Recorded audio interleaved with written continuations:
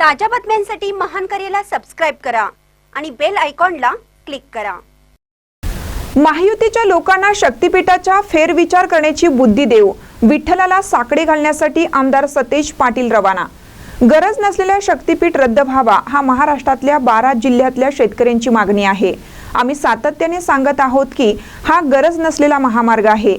आम्ही 12 जिल्ह्यातून रास्ता रोको केले, विधिमंडळातून आवाज उठवला, मात्र सरकार ऐकायला तयार नाही। जनतेचं, लोकप्रतिनिधींचं सरकार ऐकत नाही, मग विठ्ठलाचे तरी ऐकतंय का? हे साकडे घालण्यासाठी आम्ही पंढरपूरला सगळे जात आहोत। 6 तारखेला महायुतीचे लोक जेव्हा अभिषेकला येतील त्यावेळी त्यांना शक्तिपीठाचा फेरविचार करण्याची बुद्धी देऊ, हे विठ्ठलाला साकडे घालणार आहोत, असे आमदार सतेज पाटील यांनी सांगितलं। पाहूया ते काय म्हणतात।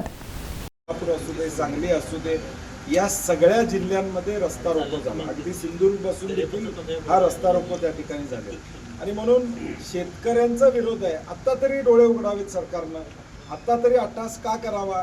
आधीच सरकार कर्जाच्या खाईत आहे। 50,000च्या वर पुरवण्या मागण्या या ठिकाणी गेलेल्या आहेत। 1 लाखाच्या पुढं आता म्हणजे बजेटरी तरतूद नसताना 1 लाखाच्या पुढची योजना सरकारनं त्या ठिकाणी जाहीर केल्या आणि म्हणून हा महाराष्ट्राला आर्थिकदृष्ट्या खाईत नेणारा, दिवाळखोरीकडे नेणारा हा शक्तिपीठ नको अशी आमची भूमिका। खरं तर विठ्ठल आहे तो शेतकऱ्यांनी दिलेल्या अर्थात, मनापासून दिलेल्या अर्थात ऐकतो। यावेळी शेतकरी जात आहेत, काय वाटते पांडुरंग की अर्थात अखेर?